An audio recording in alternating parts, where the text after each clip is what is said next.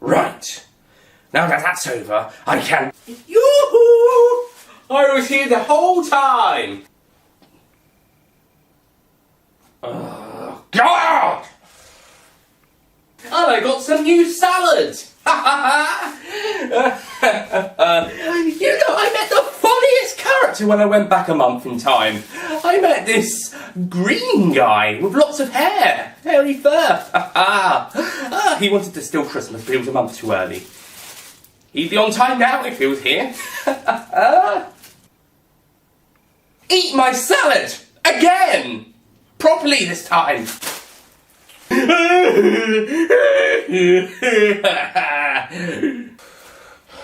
Not another salad! That's it! I'm going to send you 1 month into the future. So this time, you will not appear until 2019. At least. Ah, not again! I'll get some new salad!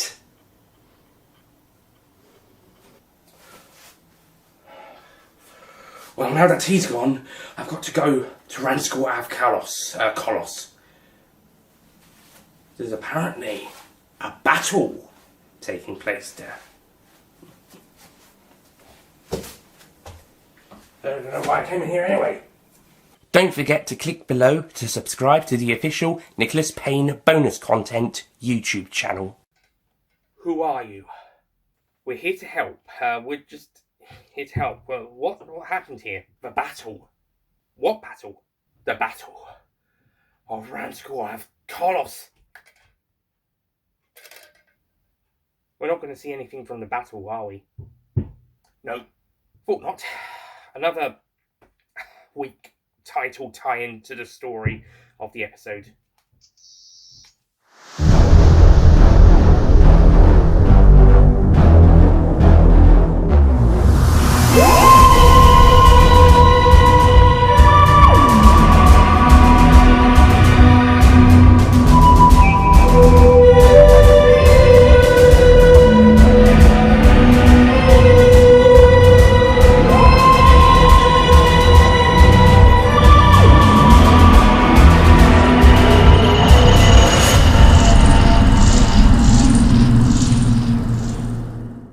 Hello ladies and gentlemen, Nick here and welcome to my revisitation review of Doctor Who Series 11 Episode 10, The Battle of Ranskoor of Kolos. Apologies for any noise you might hear in the background during this review. So the Battle of Ranskoor of Kolos, or the Battle of Who Cares, as quite a few people would say, is the final episode of Doctor Who Series 11. And yeah, this is the series finale, and let's just say it's not the most exciting series finale, it's not the grandest series finale, it's not the greatest in scale. It actually feels a lot more like a normal episode, which I would say is very classic-like. But even the classic series, their final stories for the most part were still had some sort of a scale. Or at least most of them did, at some sort of a scale that made them worthy of being the final story of their respective seasons. In the new series, the format has, of course, changed, and it feels like that each series is building to a finale. And this one is no exception, but it does it in the least finale style in terms of the episode. That being said, it's not an outright disaster. It's not terrible. Quite a lot of people don't like this one, and I can understand why. But I don't think it's an outright disaster like Hellbent, which is still the worst series finale ever. So the Battle of Ranskoor of Kolos. I think this one's okay. I actually think this is a good episode. It's just that as a series finale, I think there could have been a bit more stakes. I think there could have been a bit more tension, but it does wrap up some elements of Series 11 well, although maybe there could have been a few more elements either wrapped up or brought into play. So the plot of this episode sees the Doctor and her companions responding to 9 distress calls from the planet Ranskoor of Kolos, where they meet a survivor of one of the battles played by Mark Addy, and they eventually discover that Tim Shaw from The Woman Who Fell to Earth is responsible for what's going on, but they're not entirely sure what is going on, so they have to try and find out what's going on whilst rescuing Paltraki, that's Mark Addy's character, rescue his surviving members of his crew as well as any other captures Tim Shaw has taken, as well as stop Tim Shaw from carrying out with his plans, which is to crush smaller planets and use their power. I think Tim Shaw's using the power of this pair of aliens known as the Ux to do this. And that's basically the plot of this episode. Oh, and also Graham sort of attempts to go off on a kind of his own vendetta to try and kill Tim Shaw for what he did to Grace. And he goes on a bit of a character arc on whether he is he going to kill Tim Shaw or not. Like I said, as a normal episode, this is a good episode. It's good story, some good stuff going for it, some good character growth, development, and the arcs are coming to a close. Although I will say that Yaz doesn't really get much development or even that much to do in this episode. This is one of the episodes in this series where she does feel like a fourth wheel, but not in a good way. But we got some great character development and the arc coming to a close for Ryan and Graham.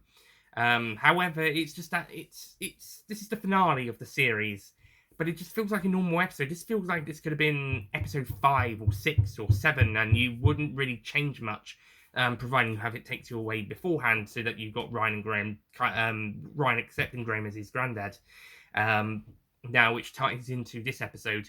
So long as you have it takes you away before this episode, you could have put this one anywhere. I think that's the main problem people have with this episode is it's not exactly finale material. It's just another episode, which is a shame. And Resolution, the next episode, feels more of a finale to Series 11, the true finale, as it's been given the name of.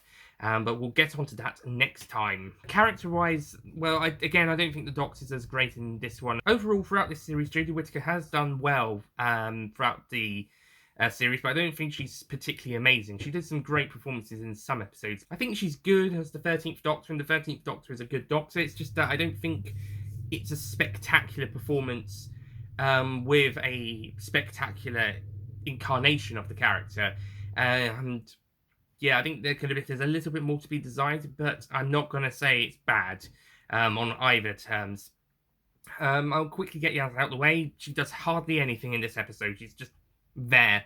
Mantic Gill does good as per always, but Yaz is just there. This episode had the opportunity to give Yaz some exciting stuff to do, maybe help out the Doctor in some situations. Well, she does go and help the Doctor, but I mean, like maybe if the Doctor was incapacitated or stuck or busy doing something, Yaz could then do something and be a very heroic character, but instead she's just there, basically. Yaz hardly does anything in this episode. So, yeah, that's disappointing. Yaz will be getting stuff to do next series, but this episode, whatever.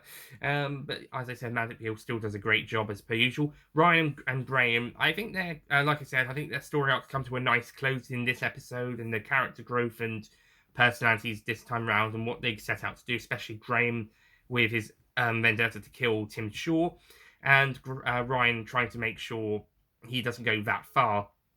So we've got some great character stuff with those two, and Bradley Walsh is fantastic, and Totten Cole's also really great in this episode.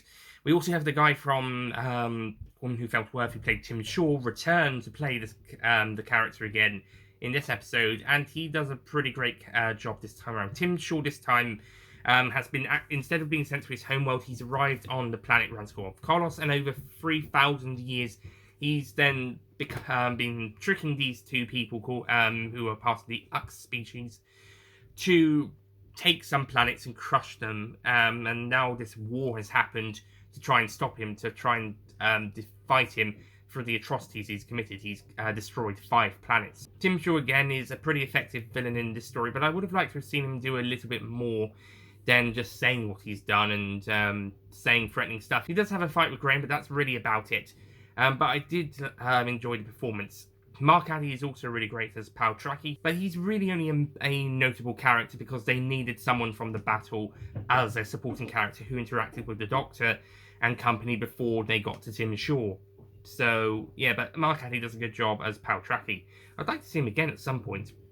Then again, I like Mark Addy. We also have the 2 Ux, and their actors are pretty good in their role. One of them is a older woman who's like the mentor to a younger man, who's having trouble to building up his power. They're decent characters, believing in this this creator and Tim Shaw takes advantage of their religion, and forces them to do his bidding, so to speak. So they're good characters and an interesting alien species, who are very religious based, but also use their powers. And I would say they usually use them for good, but Tim Shaw has been manipulating them for evil.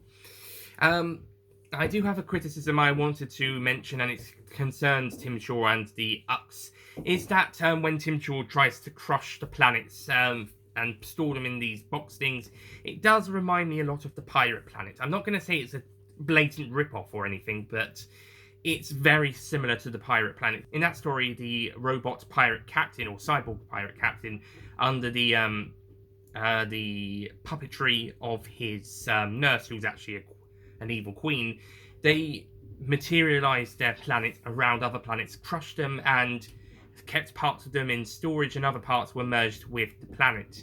And this is something that's happened here, where Tim Shaw just sucks the planet down, squeezes it, and crushes it to a very small, sort of a living rock sort of thing, that's got a mind of its own, and puts it in storage, killing everybody on the planet as it do so.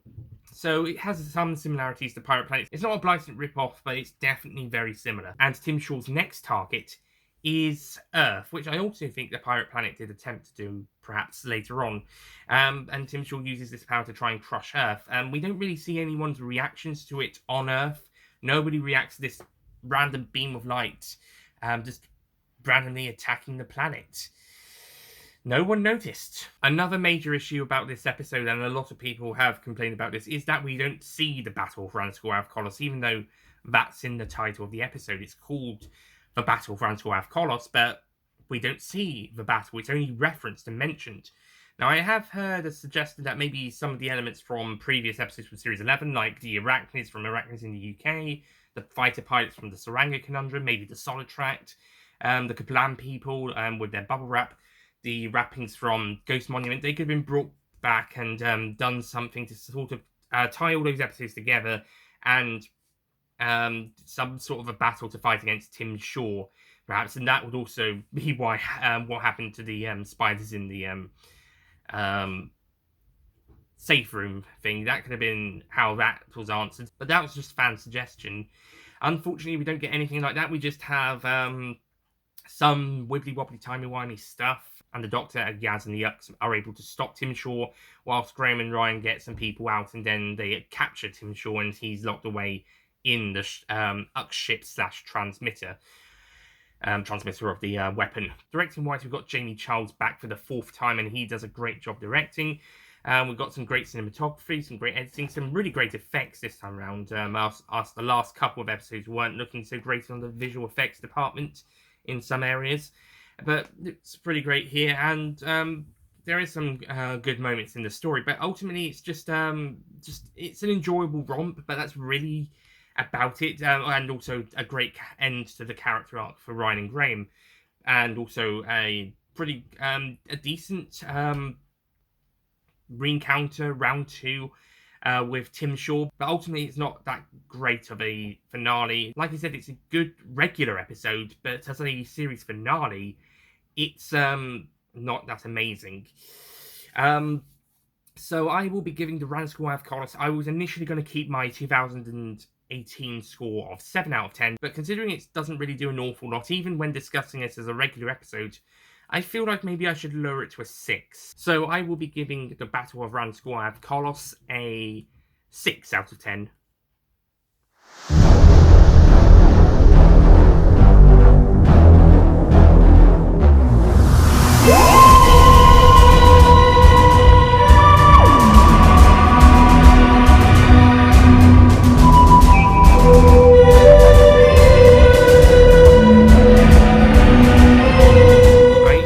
Kept it at 7, but that's maybe more for enjoyability when watching the episode, but I think there could have been quite a few more improvements. I think when I talked about it a little bit more, some things became more problematic than when actually watching them, but yeah, it could still have been better. It's still not the worst series finale. In fact, I think I'd only put it as my 4th least favourite finale. I would definitely take it just above Hellbent and Dark Water, Death in Heaven, and I before lowering the score, I was prepared to take it above Wedding River Song, and I think I still would. Because Wedding River Song, it started off great, but it was let down later on. This one was just a little bit of a letdown anyway. Good regular episode, but a little bit of a letdown as a finale. We'll see about my opinions of the series 12 finale after rewatching that, but that's currently now above this one, following this one's lowering score. But like I said, we'll have to see what I think on a rewatch, which will be the fourth time, I think. Fourth? Yeah. Be the fourth time for the revisitation review. As for series 1 to 5, 7, and 10, well, series 1 to 5 and 10 are top 6, with series 7's as number 7. I'll make a final decision on my new series finale ranking after I see the series 12 finale again. But yeah, Battle Ranskoor Kolos, it's not the most exciting or amazing series finale. It's a great individual standalone episode, but not that great as a finale.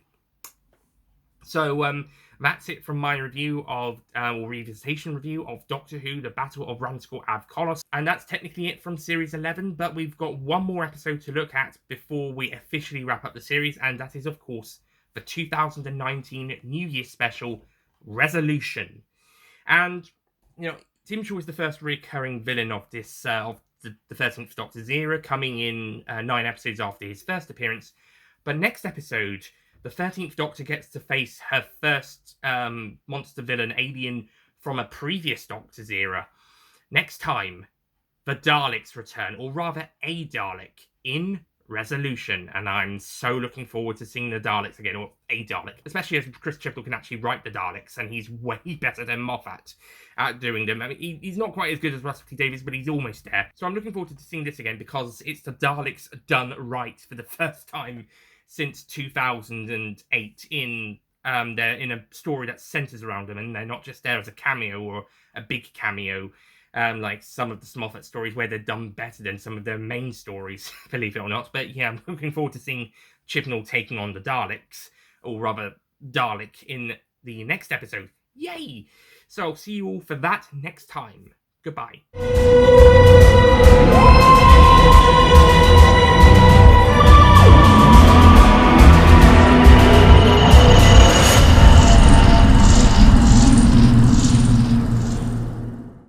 Don't forget to click below to subscribe to the Nicholas Payne YouTube channel.